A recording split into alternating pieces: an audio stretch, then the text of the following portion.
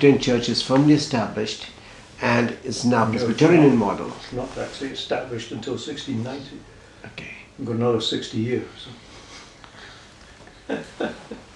But I can wrap that up very quickly. Right.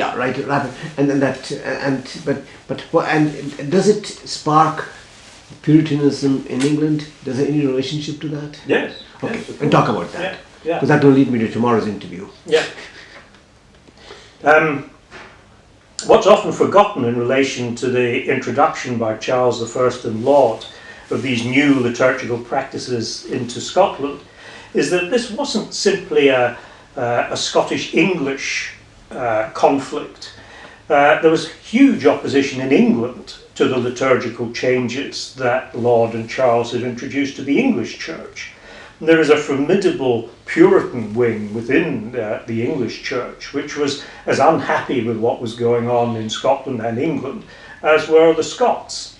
Many of them, of course, emigrated to New England, where they were able to practice their religion as they wished. But many remained within the church in England and wanted to reform it from within.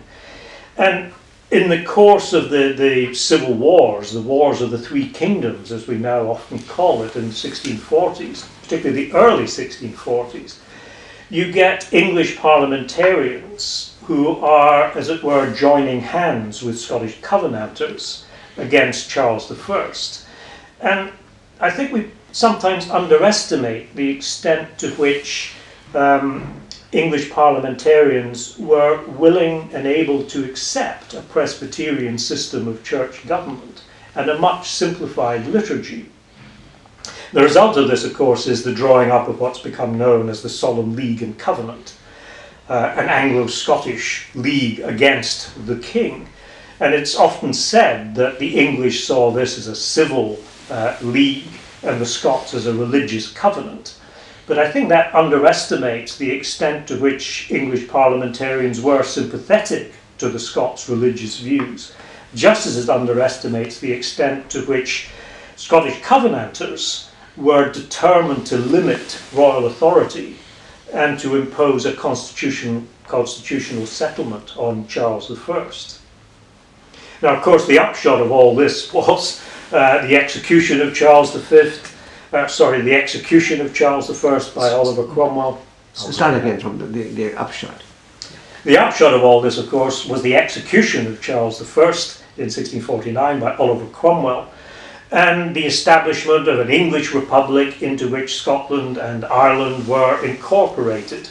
But in 1660, when the monarchy was restored, what is not restored in Scotland is the Presbyterian church system. What is restored is the sort of hybrid system that James VI and I had pioneered in the 1610s and 20s. In other words, a system in which kirk sessions and presbyteries continue to exist, but in which bishops were reintroduced and in which the royal supremacy was formally recognised. The extent to which this was accepted across Scotland is actually very hard to judge now, because it was imposed in a very heavy-handed, repressive way. Many Scottish ministers were thrown out of their parishes for refusing to give up the National Covenant and the Solemn League and Covenant. And there is an attempt to suppress this underground church, which is often violent and bloody. There's persecution of Protestants by other Protestants in the 1670s and 80s.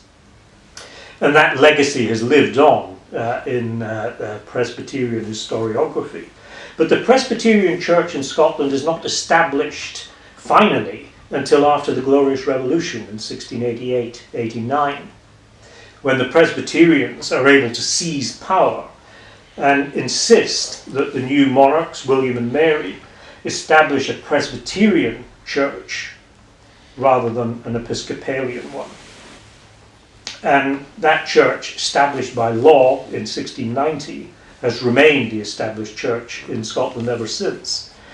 Though there was considerable opposition to it from Episcopalians who were outed from their parishes in the 1690s and constituted a considerable opposition to the Presbyterians, but also the new Williamite regime. Because remember, William came to the throne at the expense of James VII and II, who was forced into exile and who becomes the figurehead of the Jacobite movement. And many Scottish Episcopalians and others who are disaffected with the Williamite regime, not surprisingly, drift towards Jacobitism. And that's about as far as I can go in terms of my knowledge of the period. So Yes, right.